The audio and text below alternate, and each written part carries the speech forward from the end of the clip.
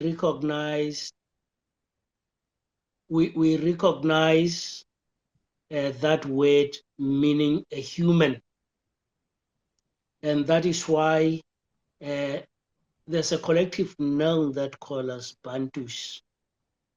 And I know there are people who don't like it because the Afrikaners love to use that name, Bantus. And when they were trying to take the bigger part of the country and leave us with small arid parts of the land, they used to call it Bantustans. So people associate the word Bantu with oppression and apartheid. But now, Bantu comes from the way that we call each other. We call each other Muntu Bantu. And it's something that is common among so many language groups you would not believe. And the other thing that is common among us is the way that we call water. Water is metsi, manzi, meat, it's nyama, nama.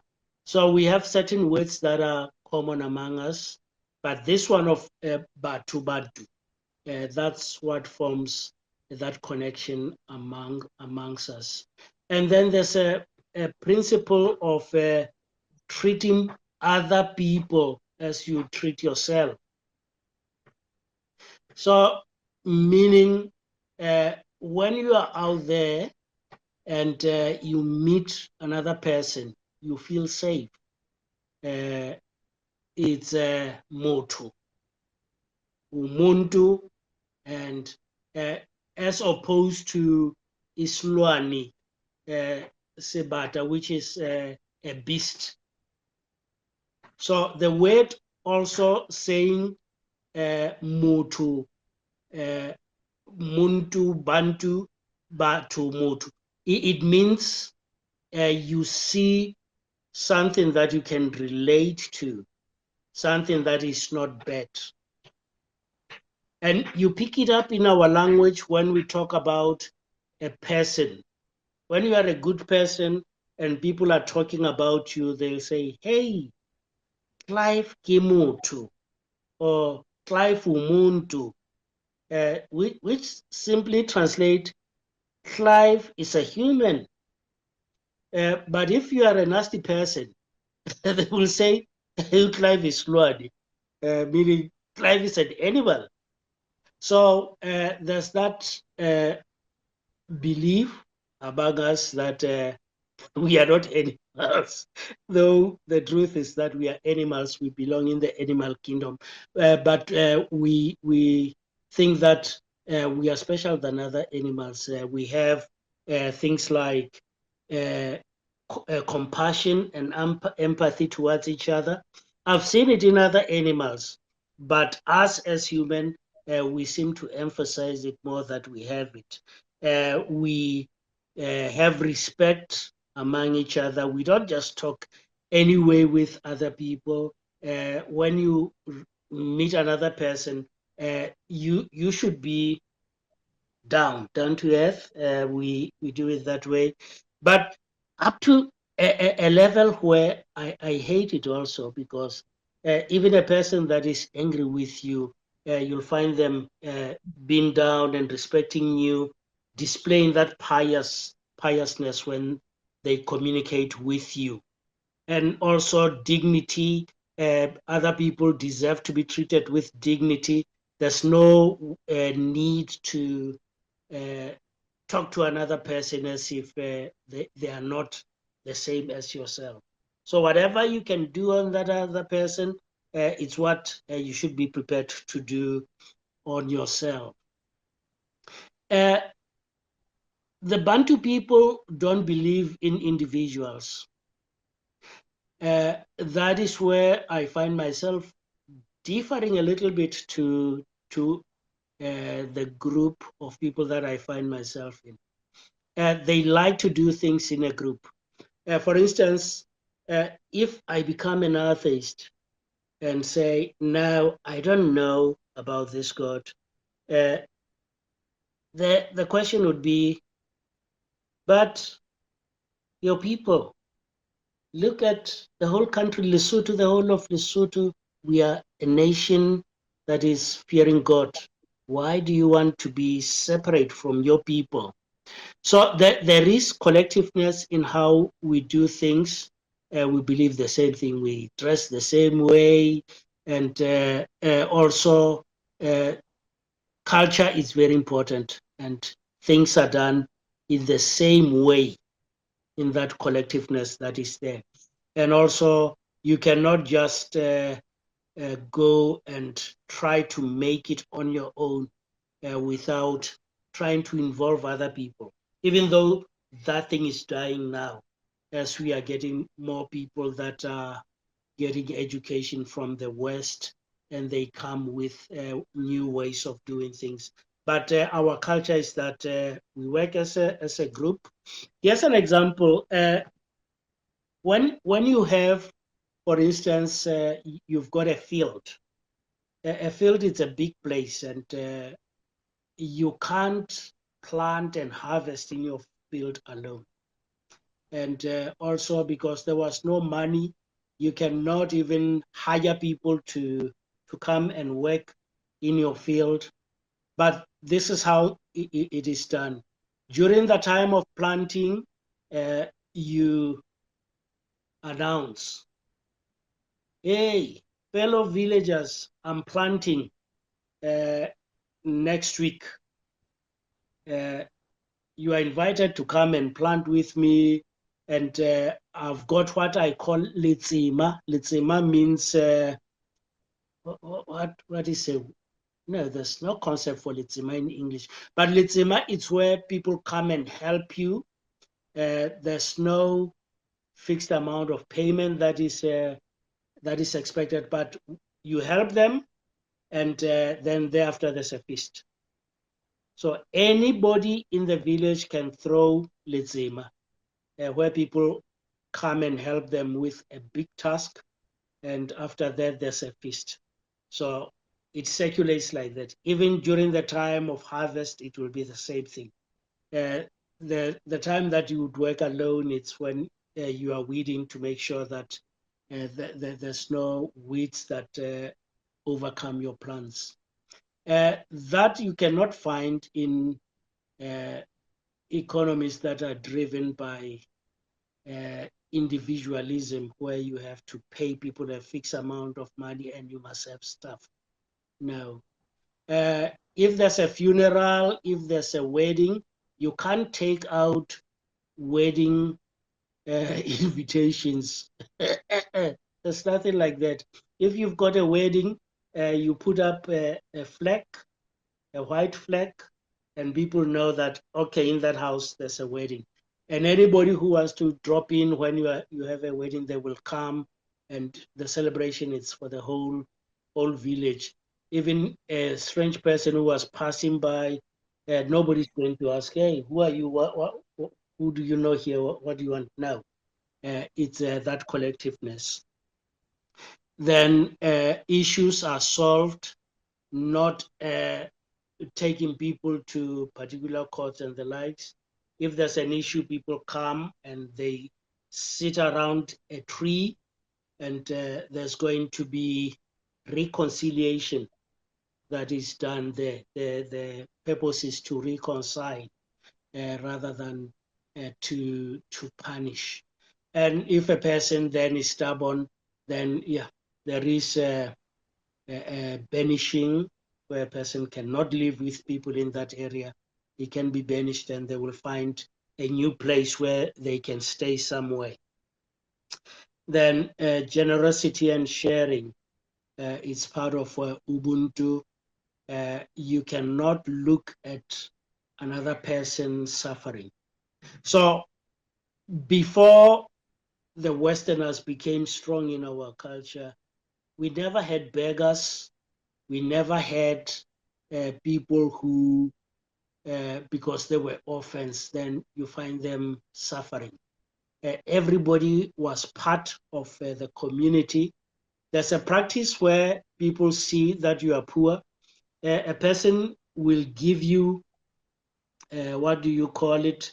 Will give you his cows, maybe 2, 3 cows, say, take care of my cows, and whatever they give birth to, they are yours.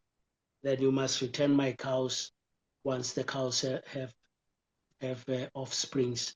So then, even a person that is needy, they are going to have cattle, they are going to have sheep, using that method of giving them your livestock so that they can take care of it.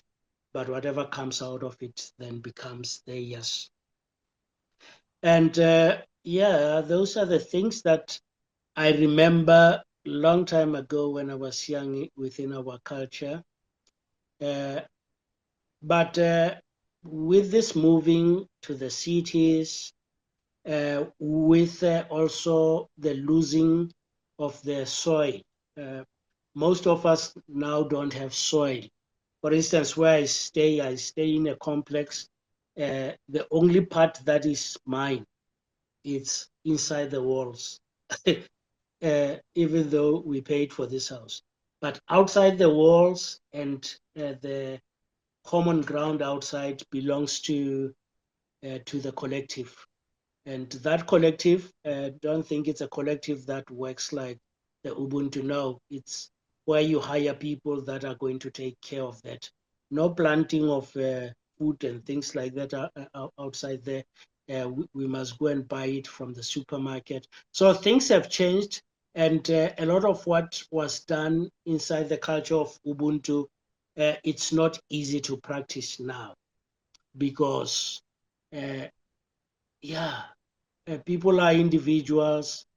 The level of poverty is high. Joblessness is high. People have moved to urban places, and it's difficult to trust people like it was before. I remember way back in the 80s, I was traveling, and the border gate was closed. When I reached the border gate, I was going to another country. Then I just went to other people, told them, hey, I was going to Lesotho now. Here, the border gate is closed. Yeah, say, okay, come. You'll go there in the morning. Then I slept in that. Now that time is gone now because of the level of crime, and also, oh, the other thing that is happening in our society. Uh, we have a very cosmopolitan society now. Just like when you go to London, in London, I was there. I thought when I was in London, I was going to see a lot of English people. Now, I saw all sort of people there. In fact, then London was more cosmopolitan than even South Africa. But South Africa is so cosmopolitan now when it comes to Africans from other countries. Uh, you move around, you hear people speaking different languages that you can't even relate to because they come way, way far from the north where we don't have Bantu people. So the culture has been weakened as a result, and we don't know what next is coming. But I think uh, the West is eating into our culture. America was the biggest culprit, more especially for the youth, because of the music that they listen to that comes with influences, the movies that you see, what people call each other, the way that they dress with this low hanging saggy pants and playing basketball. Yeah, so a lot is dying, but I liked it as it was. But when things change, things are changing. But when I look at what we do as humanists and compare it to Ubuntu, the compassion, empathy part, I see it in my culture and in humanism. Uh, but secularism, uh, even though in my culture we believe that you've got to work with your hands to do things, but people would still go and worship ancestors, for instance, to ask for help for rain, to ask for help for the harvest, and also when there are functions, they would do that. In humanism, we don't go about things in that way. We recognize the agency of an individual to do things and to drive things to come to fruition, and it differs with Ubuntu there. Also, within humanism, the level of collectiveness, it cannot come close to what the Bantu people naturally do, that we have to work as a collective. You have to jump hoops and loops and in trying to get people to work on a particular project, whereas within the Bantu culture, it happens as second nature because of how it has been ingrained from when they were young. Oh, there's something that is still happening now that I think comes from Ubuntu, where people don't bank money with banks. They would rather give it to different people, different months.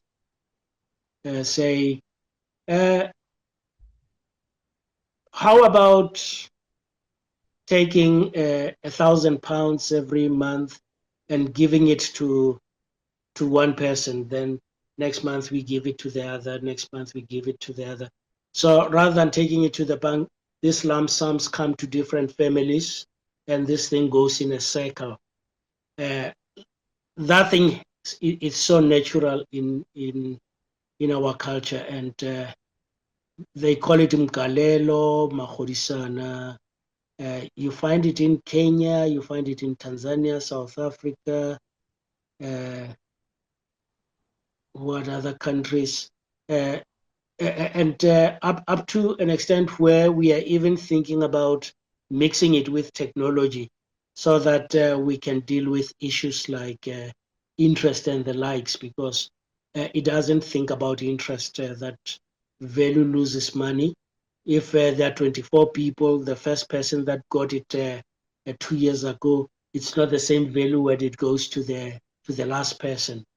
So yeah, there are other ways that we can think of improving. Uh, so when you come to humanism, uh, the collectiveness, it's not in that way. Then also uh, giving attention of progress to science. Now Ubuntu is not scientific as such. It is based on love among a group of people. We don't talk about God versus science and what makes things possible and what makes them not possible. Where does bad luck come from now? We don't go to that level. Then humanism also gives you a platform to shine as an individual. Ubuntu doesn't allow that. Uh, Ubuntu, just like in Australia, I understand also in Australia you cannot do things and people praise you about it. You do things and that's it. Just be cool about it. Once they see that it goes to your head, then they distance themselves from you. Uh, Philippines also, they've got a culture like that, where you don't direct the achievements to you as an individual. You do it for the collective. In humanism, you don't find something like that. We are still humans. we have empathy, but I can still still see that we are individuals, and we come from different cultures. We have different influences that drive our lives. What again? Those are the things that I'm thinking of, and that is why I thought 2 hours. It's a bit on the long side. It's a stretch to talk about the comparison between these two. Yeah, it's not that you have to talk for that length of time. That's probably a bit too much, as you say. Yes. Yeah, but we can have a discussion, and that will fill up some of the time. Maybe not the full 2 hours, but it's not compulsory to talk for 2 hours. Yeah. Yeah. So So, it is at this point where I think that we can have a discussion mm, rather than a presentation. I'm not a presentation person. sure, sure. That makes two of us. Okay. Yeah. Okay. Thank you for that. I think that was it was interesting, and it gives a grounding. And I like the comparison between the humanism that we practice here in the West and what that we have this word, and it's been used as an equivalent. And it was nice to see the differences and how that works. And you were making me smile. You may have seen me sitting here grinning, and I apologize for that. Uh, But and coming when you talk about the word, you trigger something in me that I thought I was going to speak about, and I forgot. Uh, Humanism and Ubuntu, uh, they might mention human, but they are not talking about the same thing. Humanism is talking about the ability of person to do something for themselves, and Ubuntu talks about catering for others around you to recognize they are the same as you are. So yes, they sound the same, but the foundation is it's based on two different things. Okay. And I think that's really important because there is this equivalence, but it's also trying to understand that humanism, or this concept, as you were talking about, with the compassion and empathy and all of those things, are part of humanism as well. And the Mhm. reason I was smiling was because I was listening, and I'm from a Caribbean background, from from Jamaica, and you were talking about the way the savings plan, and we call that partner in Jamaica, and Oh, so you got it in you've Jamaica. got it in Jamaica. Yes, it's in Jamaica. And so I was watching that. Um, so a group of people will get together and they would decide how many, we call it a hand. So how much you will throw. So everybody's going to throw £20. And if there were 20 people, each of them throw £20. And sometimes one person will throw two hands, so they'll throw 40. And then at the end of the week, everybody gets a hand, gets that money in its entirety, but you continue to throw until everybody has received that That's a amount black of tool. money. So yes, so in Jamaica it's called a partner. And I know that Yeah. some of the other Caribbean islands have the same thing, but they call it different things. So I don't know if anyone here has that same idea, but they have Oh. a partner. So again, and you were talking about the funerals and the weddings and no invitations. And again, in Mhm. the Caribbean, you just turn up. You hear that Miss Jones down the road, father's uncle, somebody died, and you pick up yourself and you go because you know them in a distant way. You may not even know them, but you turn up to give comfort and support. And these ideas are things, when I heard you saying this, I was chuckling to myself to see that, even through slavery, these things have trickled through to us and we still have them today. And this idea of sending out invitations to a funeral. Who does that? You guess how many people might turn up and No, provide there are for whoever's cultures that do gonna it. come. Even here in South Africa, there are cultures that do it. You hear Mr. So-and-so has passed away, but you can send messages. Nobody is allowed there. Only family and friends are allowed. Say, hey. So how do we show love to the person? Exactly. Yes, and I think it just made me, and these are the kinds of things that when we talk about the, being from an looking at things from an African perspective and the African Caribbean perspective, and to see these things, the shared understanding and the collectiveness. Again, we do these things when we're talking about sharing food and being collective.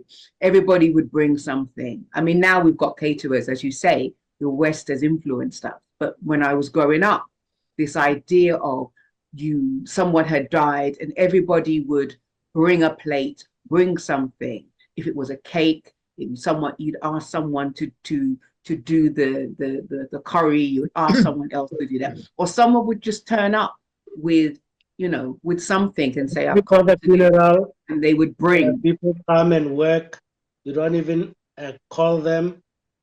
They just come. What can I do? Assign me something. Exactly. Yeah. So these kinds of things are the things that when we're looking at ourselves as African people, and I consider myself to be part of the diaspora, but when I hear these connections, and I know that other Caribbean islands do things similar, we kind of hold on to that legacy. So when we're thinking about Ubuntu, when we're thinking about that compassion that we have, that idea of the collective, it is very much part of an African thing. You were talking about the individual. I'm just going to throw things out and just wanting, if people don't want to ask questions directly, do feel free to put some questions within the chat. And so Sarah's just saying, let me just see, I've got my subtitles on here and I can't see what Sarah is saying. So Sarah is saying it's still like that in North Africa. I'm hoping South Africa hasn't lost this part of its beautiful culture. And I think with the influence, as you were saying, of the West, even in the Caribbean, as I was saying, now people do caterers. They get caterers in.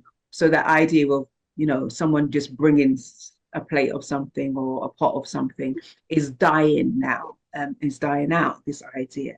So as I was saying, being educated is a problem now. Yeah. If you did want to put a question to put a question out, if you could use your raised hand, and it doesn't have to be a question, it can be a thought. As Sarah was saying, it's still happening in various. And if you're from which country is Sarah talking about? Because Sarah was saying that it still goes on within Algeria. Nigeria. Oh, okay. Yeah, I was born in South Africa. Or Nigeria? No, I was born in South Africa, but my husband is from North Africa in Algeria, ALG. Oh, yes. Okay, and they have a similar kind of Ubuntu, a similar kind of collectiveness within Algeria as well. Is that what you're saying, Sarah? They do, and they refuse to allow McDonald's to come in unless they use the local produce, because they have raw materials, so they don't need to appease the Western world. They are offering something to the Western world, and it works very well. They have a very closed society. It's really difficult to go and visit there, even as a tourist, but yet they've been able to retain that culture of giving and helping each other. And I'm always so touched when I go there, because the poor people will offer you half of their plate of food if you're hungry. And I miss that in the Western world so much. And I'm really Very unhappy to hear now that South Africa, I left, obviously, I'm living in Europe at the moment, but I still have Africa in my heart. It's very depressing to hear that South Africa is also going the way of the selfish European or Western world way. Yeah, very, very, very disheartening to hear that from you. Yeah, because it all has to do with who is educating our children. Because you remember, we came from an education system which was segregated, and when things were fixed in 1994, the schools that were resourced were the white schools. So most of people went and studied there. And yeah, you lose a lot when you go to that environment. Yeah, And I think that's something that we realize wherever. When I was in the Caribbean quite recently, and a lot of the schools are influenced by American education system. I work with the disabled people, I work with deaf people, and a lot of the deaf schools are resourced by American missionaries. So not only do they come over with their religion, they come over with their own ASL sign language, and they discourage the use of the Jamaican Sign Language and say that they're using it wrong. Well, it's their own language. It's how they've cultivated it over the years. But the ASL users come in and they say, this is wrong. You should not be using that. And they bring their own resources, they bring their own materials. And you see that influence now of America taking over. And it doesn't just influence, it takes over and undermines and diminishes what's already there. And I think that's the thing that I find most disheartening. It's not that it's something new and exciting, it's something that comes in and is quite pervasive and pernicious and dismisses what is always there, it's already there. So does anyone confusing though, because diversity also, it's a good thing, but with diversity then a lot of cultures which were good gets eroded. And it doesn't happen with one big bang, it happens slowly. So 2-3 generations down the line, you find that no, they're different now, totally different. And they don't even remember what was happening a few decades ago. yeah. Ogbonaya Basi has made a comment that in Nigeria, in the Igbo ethnicity, they do that saving rotation system, but it's called Isusu. Yes, I saw. Yeah. Yeah. No, with the Igbo people, I like the way that they managed to bring money into their culture. I've seen some programs where a person who's established already in business is mentoring another person in the business and later giving it over to that person. I like what is happening there. We don't have that in our culture then, of mentoring people and passing business. We're still in that agricultural thing, passing over cows. I mean, the time for cows is gone. True. Very true. What is it called when a person lets somebody run their business, manage it, but later gives it to them as they progress to other businesses? I don't remember what it's, but it's like an apprentice system. I know what you're talking about, and it's kind of widespread in the eastern part of Nigeria. Yeah, with the Igbo people. Yes. Uh-huh. Yeah. So it's like an apprentice system. What is it called again? Like, wait, let me see, just a second. Yeah, if I can get its name. I think it's important that we have these conversations, because I think there is this we don't know what other nations are doing, and we don't know the good that is taking place and the empowering aspects of what African nations are doing, because we're so influenced by what's happening in the West, because we're influenced by what's happening in America.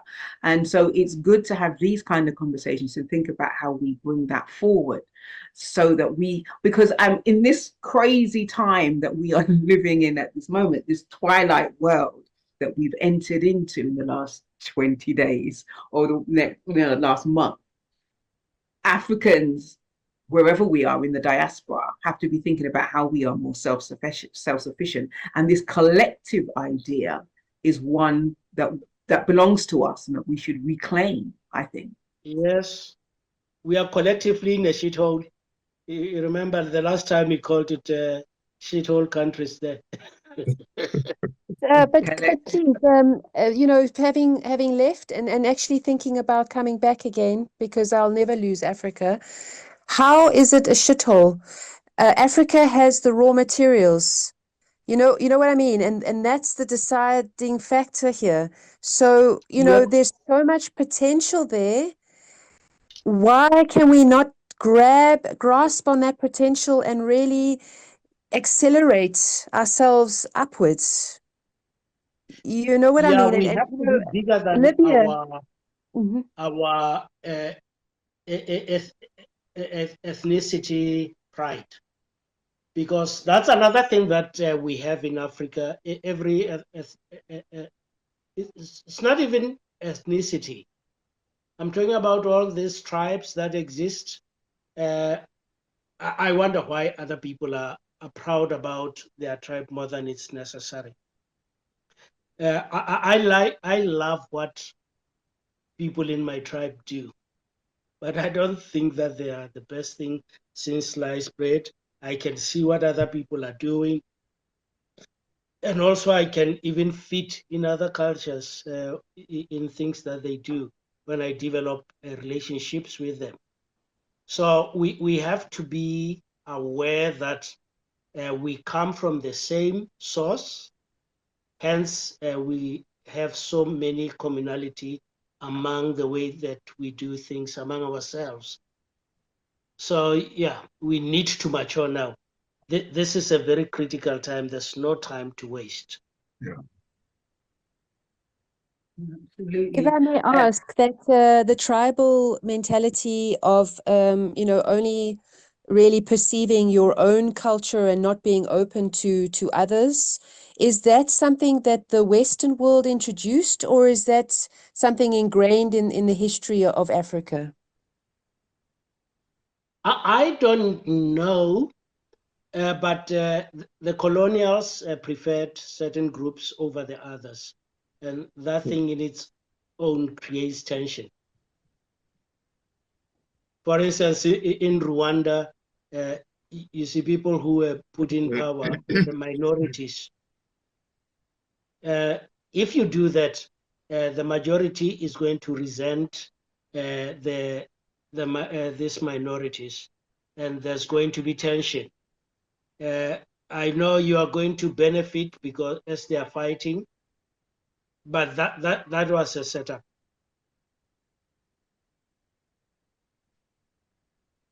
Thank you for that. Dean wants to say something. Yeah, I was just going to say. Yeah, thank you so much for that. That's fantastic. I loved hearing about how people share and care.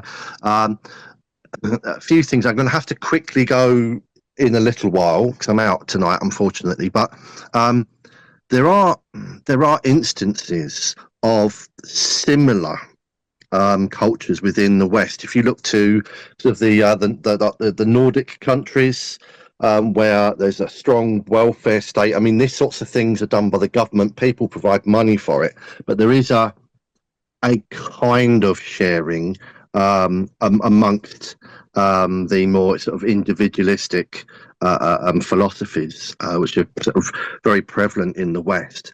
And I think that we see when you're saying you were fitting, you sort of fit into different cultures, and I really understand, because I think, like you said, you can be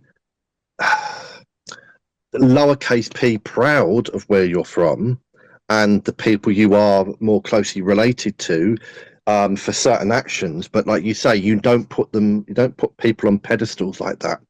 You put ideas up and say, look, this idea comes from me or my people. This comes from those people over there.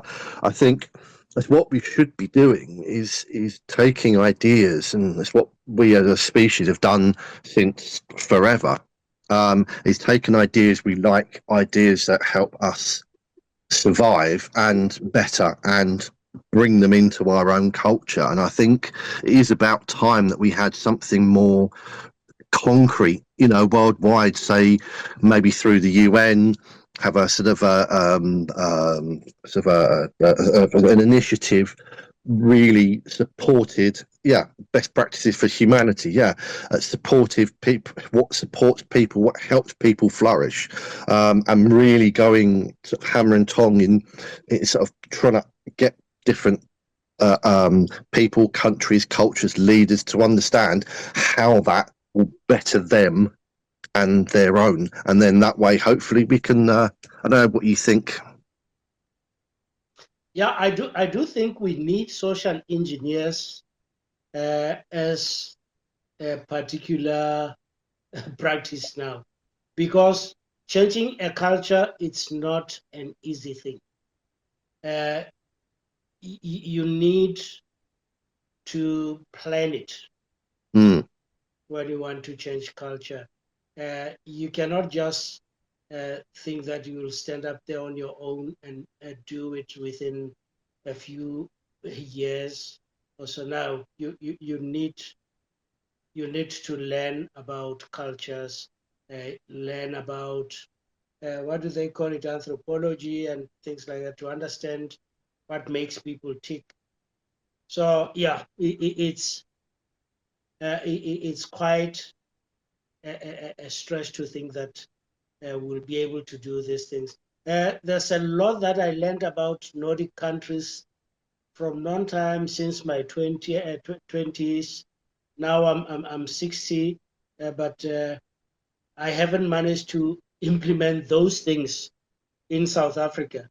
We just talk about them every time we talk to people, that in the Nordic, this is how people do things. When we talk about them here, they are called socialism, and we should find a way of being able to support each other, but from the government level also. Thank And you. I think, Thank you. I also think in some cases what happens is that people want that socialism, but they want praise for themselves. They want that individual pride in themselves. So if we're going to do things collectively, we can do them collectively, but you also need to praise me as well. And I think this is a thing that we need to be aware of, how individuals, we want that pat on the back for ourselves. If it's our ideas and our ingenuity, we want the praise. Yeah, which is somehow dangerous, and it's not allowed under the Ubuntu culture. In the Ubuntu culture, people can praise you, but you should not take it to the head. You should not praise yourself. You should not overreact when people praise you, because once you do that, then they will push you aside. And I can understand why. If you get individuals coming up every time, then the collective falls away. Everybody will want to be recognized, and then you'll have what we call multipolar traps, where you are trying to get something that is good, but in the process of doing it, then you damage the reputation of others because you want to come out top. Good. Clive, did you have something you wanted to say? Yeah, I was just going to point out that Bonaya has come back with a reply about that Igbo system. The apprenticeship system is called Igba Boy. I hope I'm saying it right. If not, please come and. Yes, I did see that the comment. Yes. By the Yes. way, at the end, a person can print all this.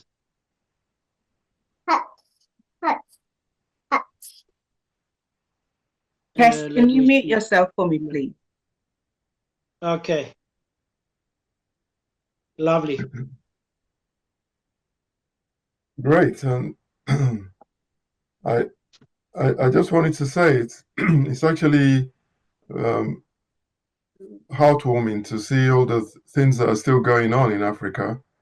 All the things that you said, Bolelang, and I can just say that we in Nigeria, because I'm also from Nigeria, but I'm from the Edo or the Benin people. So we don't have half of the sort of things you were saying. We don't do that anymore.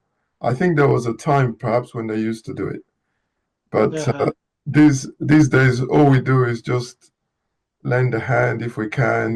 With, for example, if somebody's having a funeral, then yeah, you may lend a hand and say, okay, here's something to help with the funeral expenses.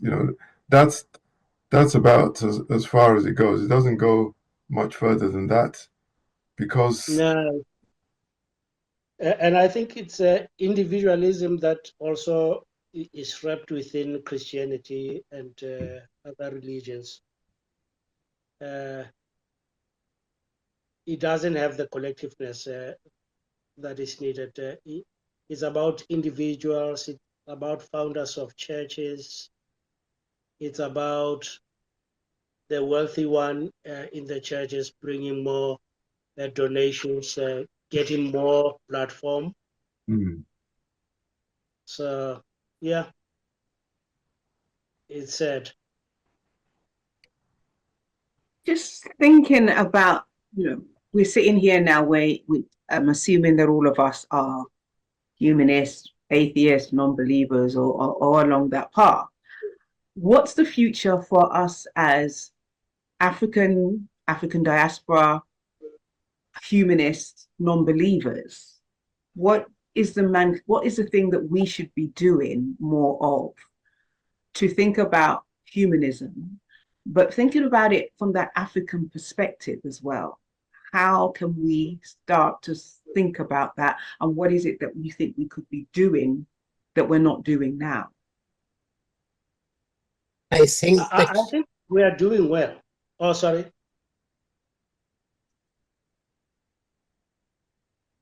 Tess, can I ask you to mute yourself, Tess? You've come up as Tess. If you can mute yourself, that might be helpful, I think. Yeah, I have unmute. Can you hear me? I can hear you, but yeah, did you want to say something? Or otherwise, if you could mute yourself, that would be really helpful. Okay. Did you want to say something? Only I'm listening to you when you talk about a collective. There is a collective, but each culture has its own collective. So what we need to have is an overall collective, but you cannot have an overall collective when you have belief system that restricts you into your own collective, because each culture is a belief system. And you cannot just go in and change a belief system in a culture. You cannot change a Muslim to Christian or a Christian to Muslim until the person decides they want to change. So it's always going to be a collective, local collective, and not an international collective. For each country must govern itself as it sees fit, according to the financial situation of the country. So each country needs to finance itself in the projectives of the people that it governs. So if a country must govern a nation, then the country must say, this nation is great. Trump has the idea, make America great. So if you're from Nigeria, your culture would be make Nigeria great. If you're from Britain, it would be make Britain great. But that is still segregating the countries. So the overall collective has to do with governments coming together, but that cannot happen, not in this near future, because if you look at what is happening in Ukraine and Russia, or China versus America, or the tribal situation in Africa, so it cannot happen. You cannot have a collective that is for everyone until we can understand what Ubuntu means. Now, Ubuntu is a very powerful word. Not many people in the West knows about this. It was beautifully created, and the meaning is astounding. The meaning of Ubuntu is that I am because you are. And if that is the case, then whatever I am, you are. Therefore, I cannot judge against you. And if I must practice Ubuntu as Ubuntu should be, then it means that I should love you. I should not criticize you, but I could help you constructively to see where you're going off the track. Because every culture has a physics, and we have to look at the physics of the culture. The language that you speak is a physics. And so the language that you speak has a lot of implications about good and bad. But if we go back to, I know that we have a situation here where we're going to say, okay, religion is the cause of many things, but religion has been there to guide. Religion is a political situation. It is there to guide us. So within a country, for a country to identify itself as itself, then it must have a government. And so in the early days, religion was that government. But now religion has fallen back, and now we have governments trying to take power, but that's their affair. That's their business, because they are the government of law and the government of the country. So we have to have someone as a leader. We have to have people who can be role models for those coming back. And we have to have those role models to lead the individual of each nation to an ideal situation, an ideal education. And the education is Ubuntu. Ubuntu is I am because you are. And if you really believe in that, then you will understand you should respect everyone.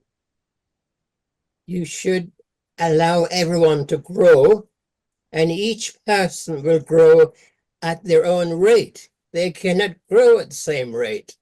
They must grow individually. And the government that is there should be seeing this. The government needs educated in this way. They must see in what way their people need to grow to become good citizens, that they may practice Ubuntu. And Ubuntu is what we are here to talk about. And this is the only way that you can have humanity and respect humanity, is because of this one word. It's an amazing word, Ubuntu. Thank you. Thank you. Does anyone want to come back on that? Does anyone want to, Bolelang, what do you say that we come together? I think we can come together. I think African nations can come together. Well, they can come together, but they have a strong identity with each tribe. because each tribe will war against the other tribe simply because of resources. If they don't have the resources, then they will war because they must find a way to exist. And to exist without resources, you're leading to war. This is what it's all about. That's why people are greedy. They don't have the resources and they're afraid. They want to exist just like everyone else in the Western world. They want to live the American dream, and they can't because they do not have the resources, and the government in those countries, rather than give the people their resources, they're hoarding it for themselves. It should be a social government rather than an individual government or a dictatorship. It should be a social government for the good of all. That is what it is. Okay. It's I hear share and share, for the nation must share, not for one head or two people. It is for the nation to share in the wealth of the country. So we must find a system that allows this to happen. It is disproportionate at the moment to see where all the money is going towards the place in Europe to fund a war that isn't doing anyone any good. I hear you. Oh, Did yeah. anyone want to come back on that?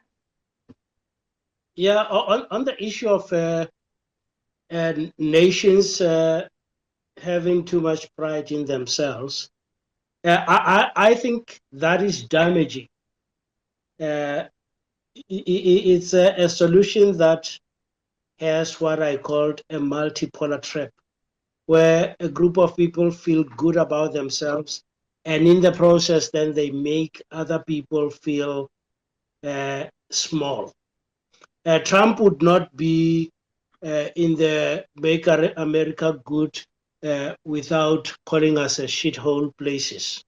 So I'm not even proud of what he's doing there. I think he's damaging that continent.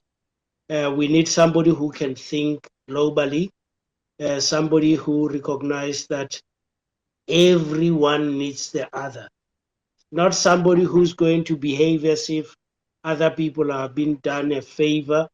I need somebody who's honest there, who's going to come out and say, all these things that we are calling aid, it's not aid. We are giving it to these countries, and it's paying our consultants, it's paying our medicines that come from this country. So there's nothing that we were aided about. It was business that is coming from that country.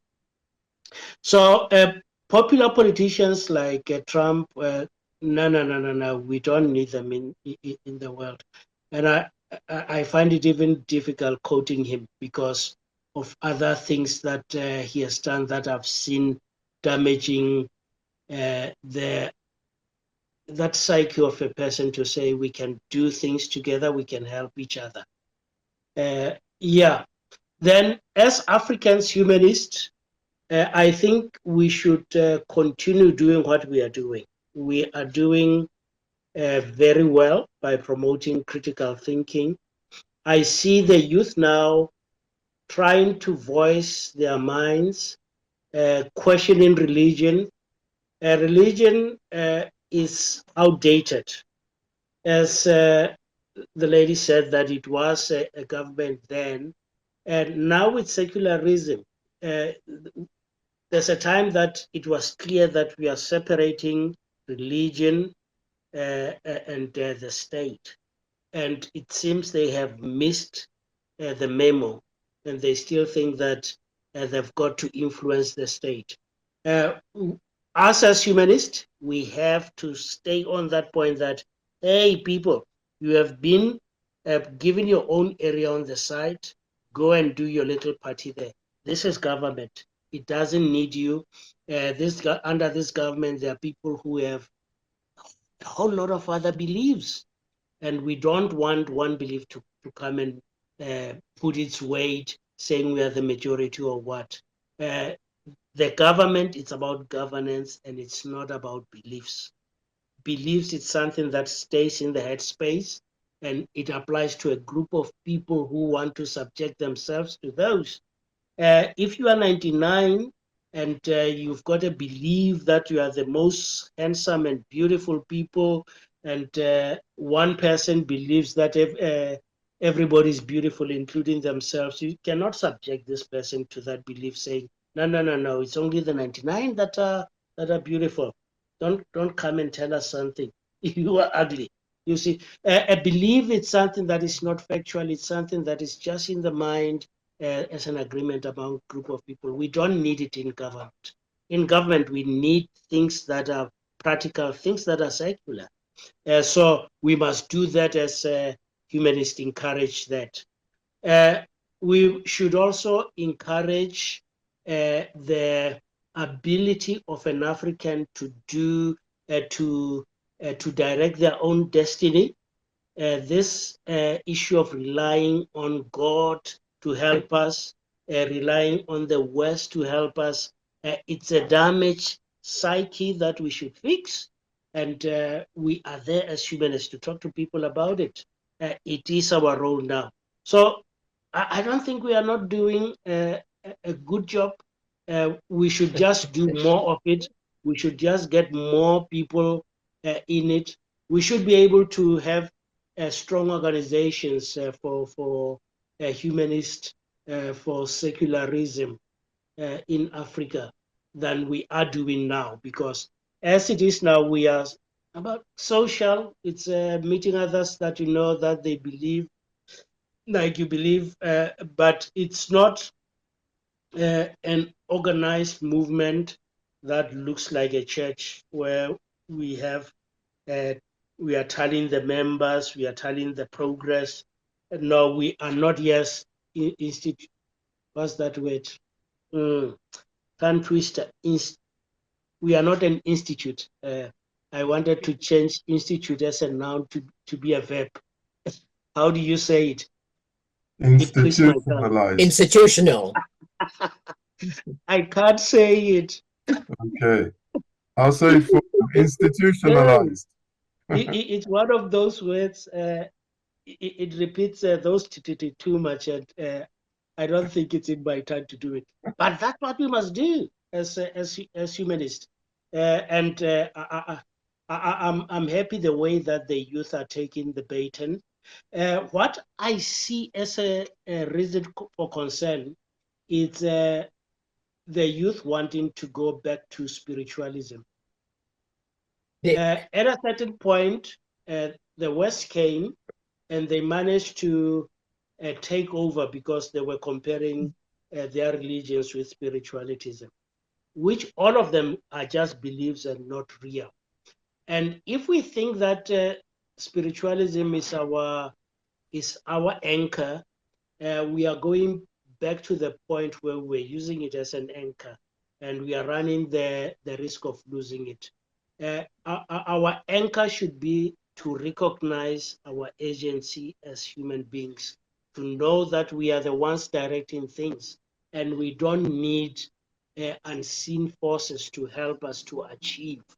We can achieve if we want to thank somebody on the side. That's a small gig that we can do on the side. We should not teach people that, hey, all of us come, let's hold on to this spirit, or let's hold on to ancestors or whatever. We should be aware that those things are just happening on the side to help people mentally. It is not the main show.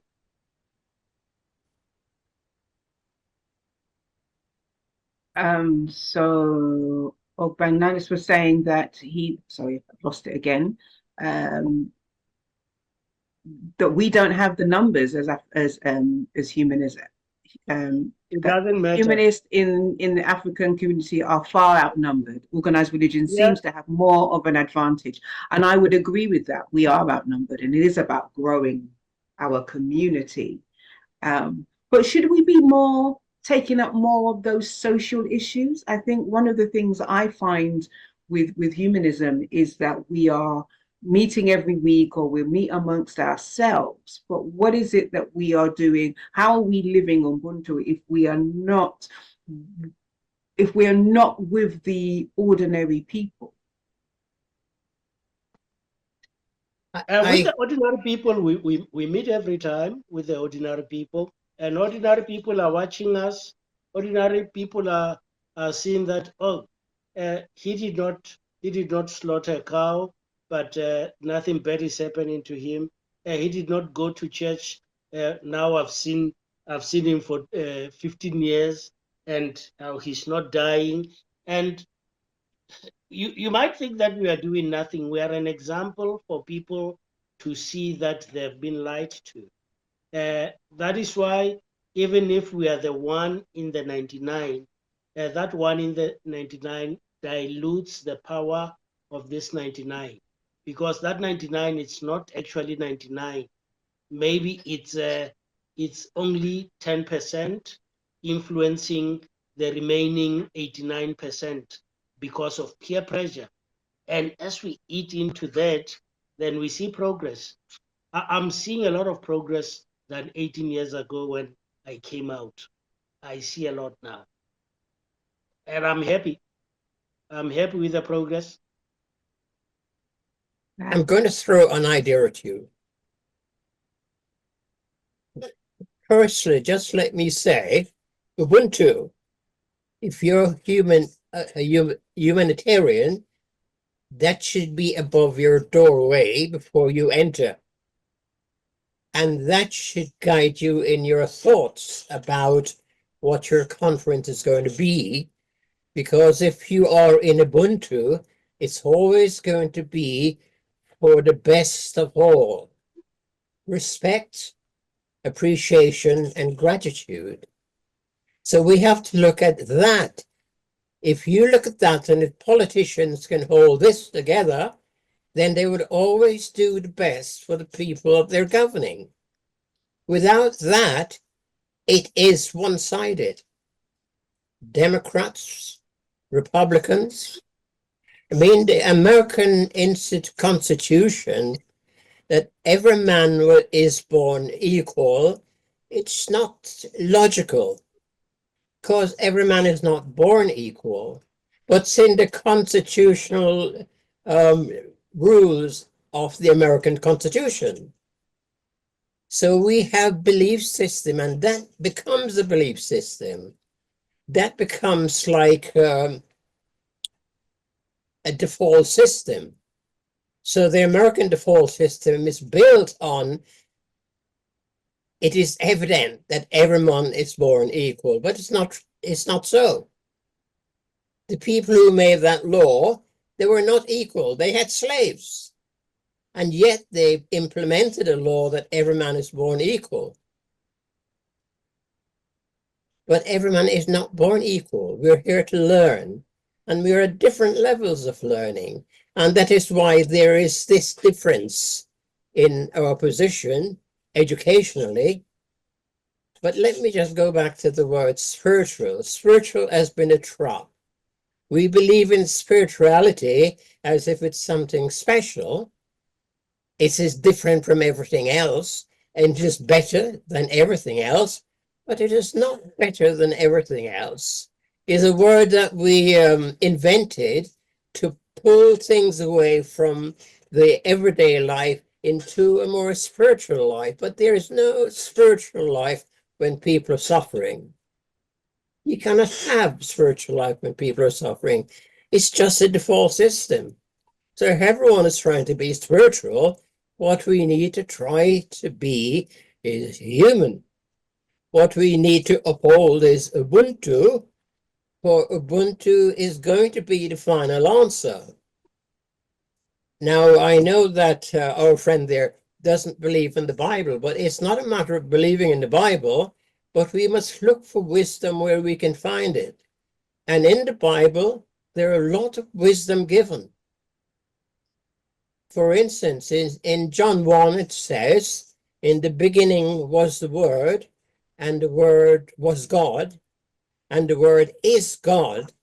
and there is nothing created that isn't God, for God is the beginning. Now, there's nothing religious about that. It's just physics. And then if you look at that and see what the meaning is, the meaning is that out of the nothing came something, and that something was the word. For whatever you do in your life, you give your word, and your word is the law. So if you give your word that I am good, then you must be good to your word and be good. But if you give your word that you're good and it is not a true expression, then you're not good. So your word should be law.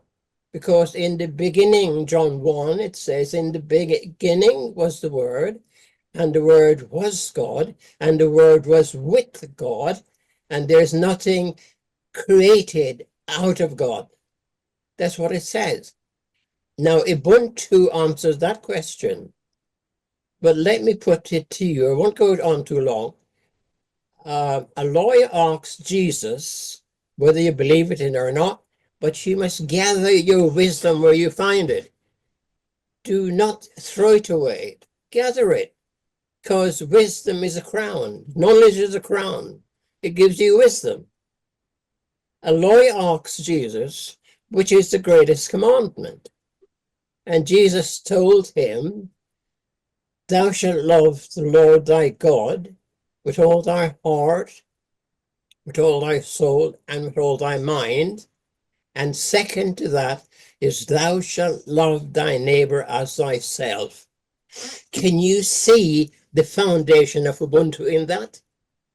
You must see the foundation of Ubuntu.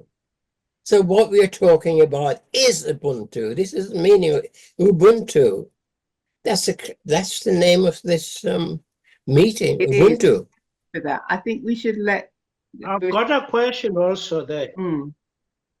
If I bring a recipe that has nutrients, but it's sprinkled with poison all over, would you give it to people and tell them that now focus on the nutrients only? Because a religion has damaged Africa. It has created divisions. Just that John 1 verse 1, you can sit the whole day here and have people fighting about that scripture because it's open to so many interpretations. So we don't want to work with things that are just open to many interpretations like that. The word spirituality, you can get 100 people here and everyone tells you a different story of what is spirituality. So we cannot focus on spirituality because it's not something that we agree on, all of us, as a common thing.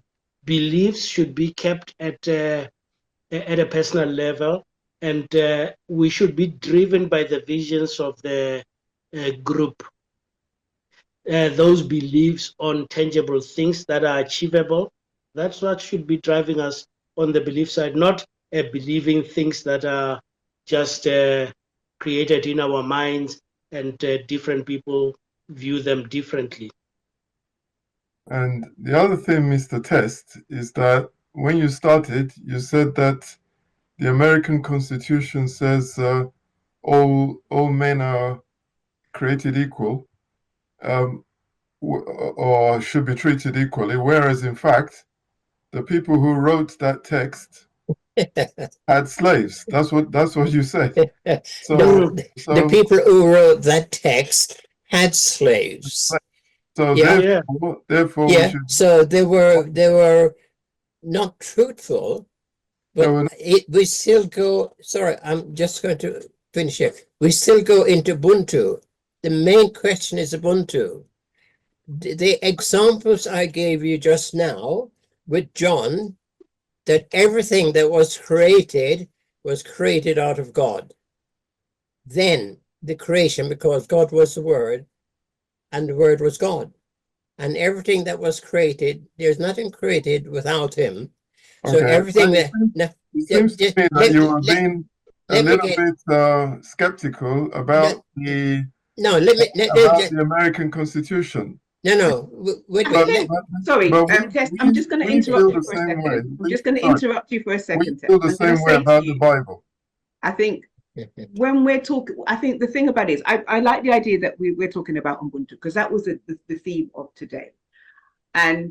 But I'm also aware that as Africans, African are the first people on this world. So when we're talking about the Bible, it comes from this is us. We are African people and we have been here for millennia, living this life. And so when we're adding other things to that have diluted who it was that we were, and so to quote the Bible doesn't help us as Black people, and it doesn't take us further as human beings. And I think the issue that you're coming up against here is that we can probably pick out, a few verses that, we could say this sounds really good. But when we're looking at the overall, the Bible is not the space where we can go. Religion is not the space we go in. And spirituality has proved all of these things is not the space that we need to occupy right about now. So when we're looking at Ubuntu as a word, yes, it has the compassion, it has all of those things. We don't need to then sit it next to the idea of spirituality or the Bible or religion or all of those things. It stands alone. It stands alone as itself, and we can take it. We can take this idea and we can go with it. So Ubuntu is, as you say, is the foundation. We can look at that with its problems. We don't have to present it as some kind of utopia, but it is a foundational idea. And when we look at humanism, again, it's taken what is Ubuntu, taken those things and made it European and Westernized. So we can hold on and be proud of what it is that we have come together as a collective and done and live in that collective life. So I think it's when we're talking about these things, I think we need to get the perspective right and not kind of just kind of merge it with other things that don't actually help or further us or our thinking. Well, Ubuntu. Yeah, because once we do that, we must start quoting all these holy scriptures from Hinduism, from Islam, from other religions all over, and that is going to be cumbersome. We cannot give Christianity the platform as the forefront, because we know when you do that, we have seen what they have done. They just destroys everything. They are not nice. They destroy culture. They give it bad connotations. They draw demons having this color. Angels are being white. No, we have had enough of Christians.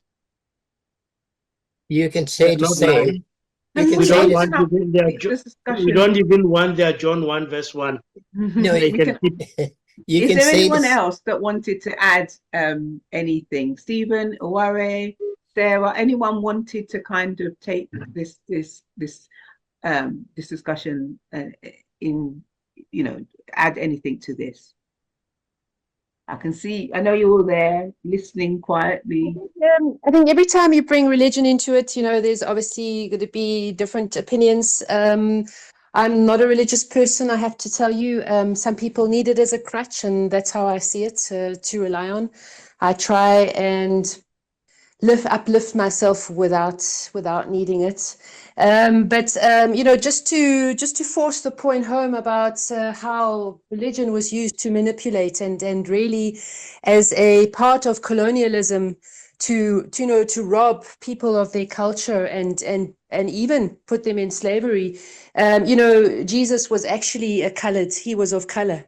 He was of color, but look at every single book from the Western world, and it's always depicted as, a Caucasian, whereby that is absolute rubbish. So, I'm with it as well. I think we need to, move away, but yet, the more the disparity increases between rich and poor, you're going to have more and more people that need a crutch, and a lot of people will turn to that rather than turning to each other and strengthening humanity and coming together against and opposing those powers that be. And that will then obviously cause more division. But it's not an easy topic. No, thank you for that, Sarah. Mm. Yeah, I'm very weary of religion. You know, beliefs. It's like other parts of our lives. You know, I do get naked, but I'll never get naked in front of people because that's private. What you believe in your mind and you are not sure about, but it's a belief. It's like nakedness. You don't bring it into the public space. We don't want to see it because we know that it's not true. It's in your mind. So we treat it in that with that respect that no, we don't want to see it. Go and do it in your house. Don't even come out and stand on the street and approach me with it and ask me what do I think about Jesus. I don't want to think about Jesus. Thank you. Well, think about science. Think That's about practical. science. Then, Science is an observation of things that happen every day. We are speaking here. There's a scientific principle behind images going through waves and coming there. We can improve it, we can criticize it, we can change it. All the things that we find in spiritual work, you cannot criticize them, you cannot improve them. You'll be told that you are blaspheming. Every day I'm told that I'm blaspheming. I was supposed to be dead long time ago because of some of the things that you question. Person tells you that God does this, says how, tell me how. Says don't question God, don't question, don't rely on your wisdom. I don't like that. That's when they try to take the agency away from the African. There are a lot of people who say don't rely on your wisdom. What sort of a verse is that? I don't understand. It's even sitting. Is it in Psalms or in Proverbs? The part of the Bible that was supposed to be wise comes with something that tells people not to rely on their wisdom. Whose wisdom can we use? Is wisdom not based on the knowledge that we have accumulated? When you apply it, it becomes wisdom. So who has the knowledge that you can practice the wisdom from? If the Bible says don't trust your own wisdom, it's a dangerous book. And Mr. Test, you're surrounded by lots of man-made wisdom. Your books up and down, I can see all around you, and you even have a picture of a spaceman in doing a spacewalk. Now, did you get any instructions of how to build spaceships from the Bible? I don't think so. So the time of the Bible has long since passed. It belongs to the infancy of mankind. We want to grow up and throw away foolish, childish things. And we want to look to the future fully and to be able to deal with whatever issues and problems we have without relying on all these outdated forms of thought and ways of thinking. Thank you very much. We don't want this your Bible business. So thank you. I think when we're coming back to this idea of Ubuntu, I think it gives us some strength and it gives us a foundation to think about how we can be in this space and this, and in this troubling time. And I think, thinking about Ubuntu in this particular moment in history that we're going through and thinking about how we can come together, I think this is Africa's time to shine. And if they can harness the ideas of Ubuntu, that collectiveness of all those different countries coming together. And I hear what you're saying about tribalism. I hear what you're saying about nationalism. But Europe did it when they needed to get together. You know what I mean? The Italian and the French, the Italians and the French and the rest of us, we were enemies of Britain. They were fascists. Yet here we are sitting at the table with them, because when we needed to do it, they did it. And I don't see why Africa can't do the same thing. And we kind of put these barriers in our head that Africa will never do that. There's too many barriers. There's too many things. They've got different languages. They've got different histories. All nations have different cultures. All nations have differences. But if we really have what we need to think of is the goal. What is it that we're doing, we want to achieve as we come together? And as Sarah was saying, the riches within Africa is what the Europeans are desperate to cling on to. And if we collectively think about how we utilize those resources, not just for ourselves, I mean, we can still share them, but in a positive way, in a way that enhances Africans. And I think this idea of Ubuntu, this idea of coming together, working collectively, not for the individual, not for the individual person, not for the individual nation, but for the continent of Africa. I think we can go far. I think that's the thing that can really take us. I don't know if anyone else wants to come in on that kind of, I don't know, argue with me or come back on this idea. Oware, Something I could, Stephen, something I Mona. could, Mona been very quiet. So was that Kay? yes, I should have raised my hand. I'm sorry. Yes, Audrey, supposedly, I think it's, what year is it? 2030? 2035. I think it's going to be 75% of scientists needed in a certain area. I'll have to go and get the link for you. I'm sorry. I should have studied this more before I mention it, trying to mention it. But in a very brief period, to keep up with the scientific work needed to keep an asteroid from hitting the planet, in a very destructive way. Supposedly, the world does need to decondition very soon so that we can have enough scientists of African heritage, which will make up 75% of the individuals needed to do this work. So in other words, those in the sciences, physics, astronomy, those areas of academia and research are really pushing to find people of African descent to move into those areas of science and others. And again, so what I'm saying is in those communities, it's already known that they must do their deconditioning. They must, or we will perish as a species. However, of course, Elon Musk is and Trump and that type are the type that would say as an abusive husband, if I can't have her, no one can. Right. So especially with Musk, we run the risk of destruction, absolute destruction, if they don't pull off what they're trying to pull off with this, dragging everyone in the US and perhaps further back to the 18th century, with, open slave plantations, etc. Anyhow, I'll leave the link to the article I was mentioning down here. I'm just saying that, I was typing about deconditioning, and that's something that our community absolutely can do.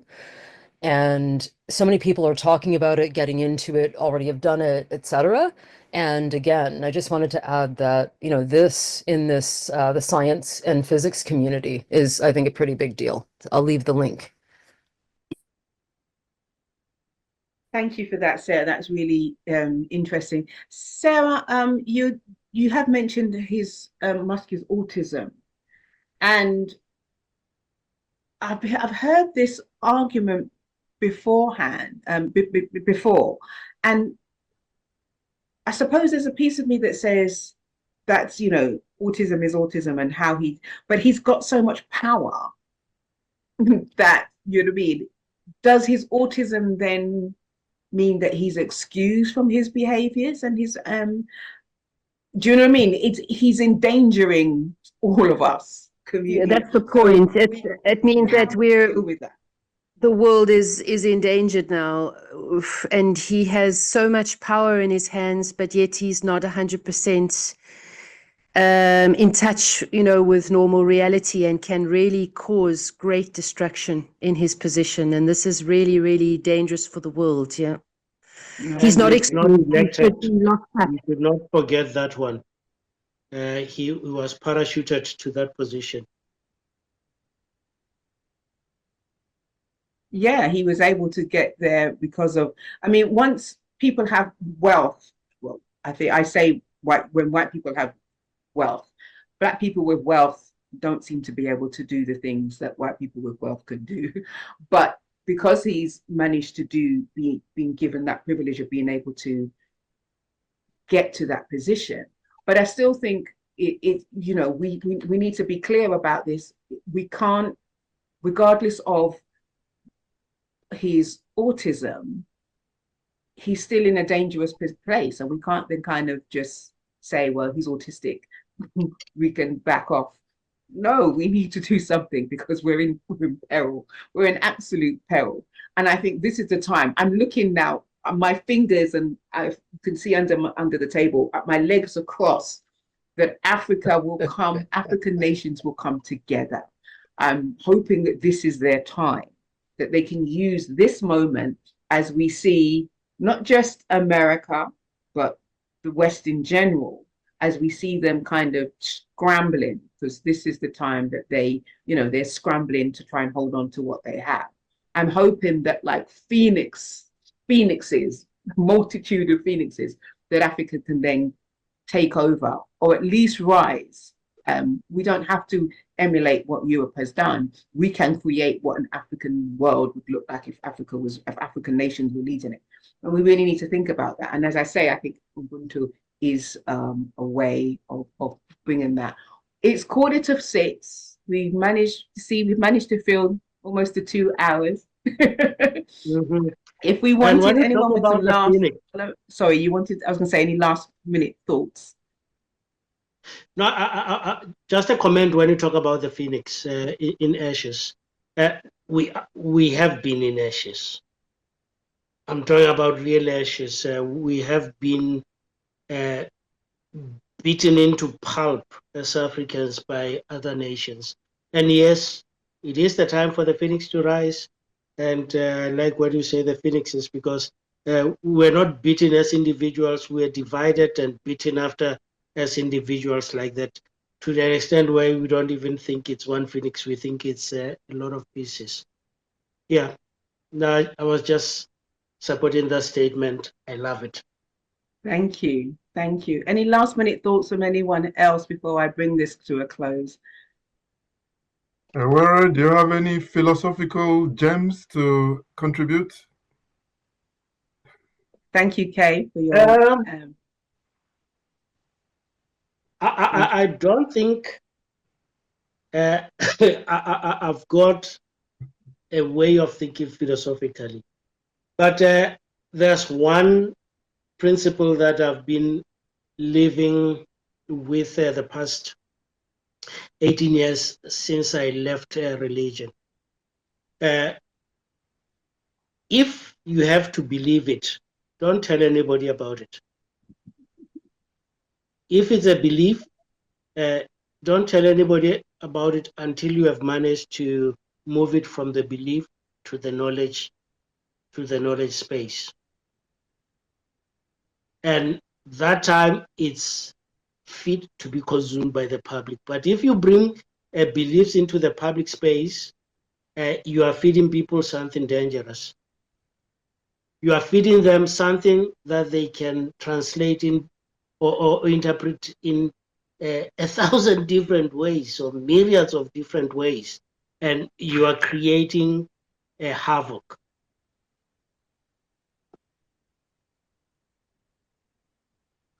Yes, I agree with that, absolutely.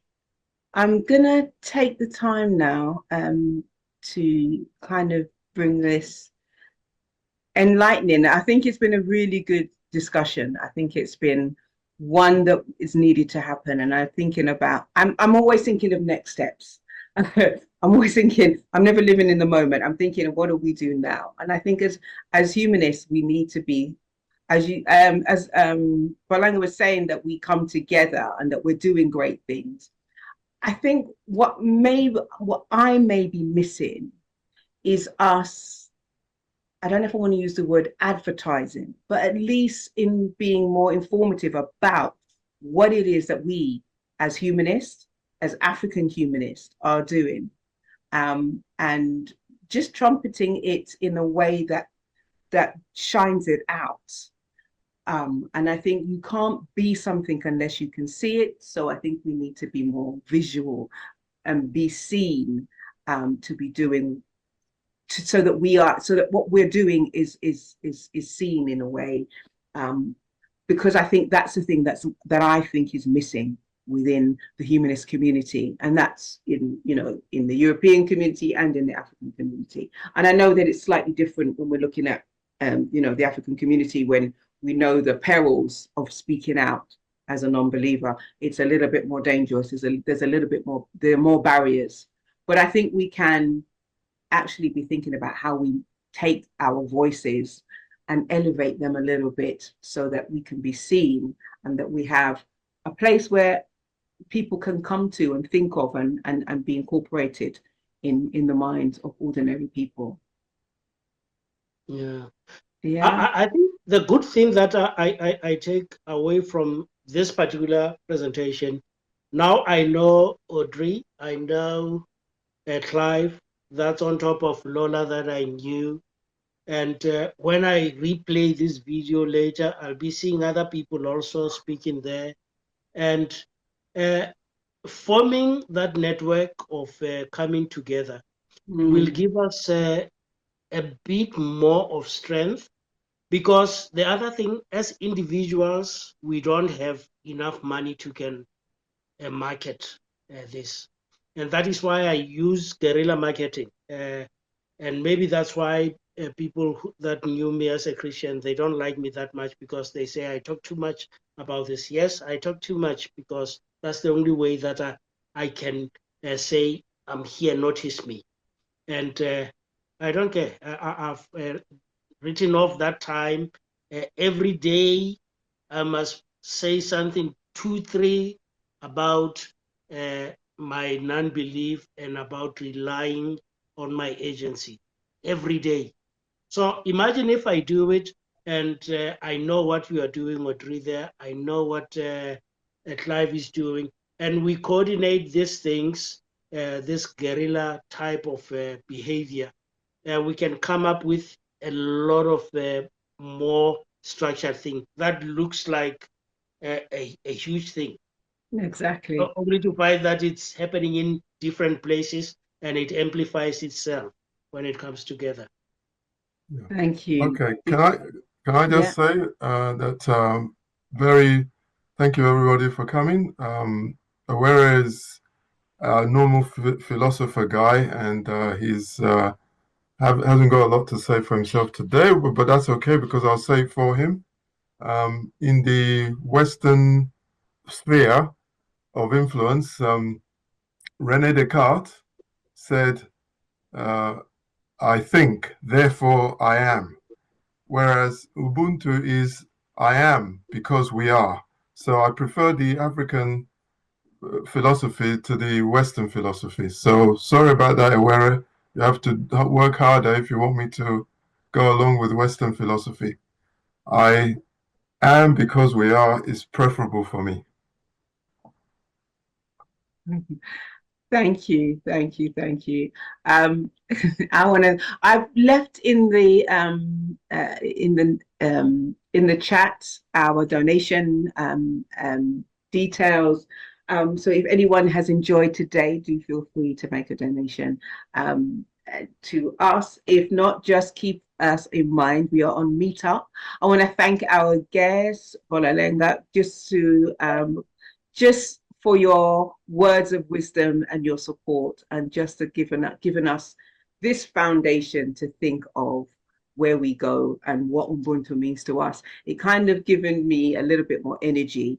Some days when you're trying to do things and you're trying to think about how we move forward, today has been energizing for me. So I appreciate and thank you. Tess, thank you for your contribution. It is much appreciated. And for everyone else who's contributed today, it has been an important meetup. Do stay in tune. We have some other things that we're lining up that we haven't quite fixed and finalized yet. So do keep us in mind at a meetup, and do tell your friends.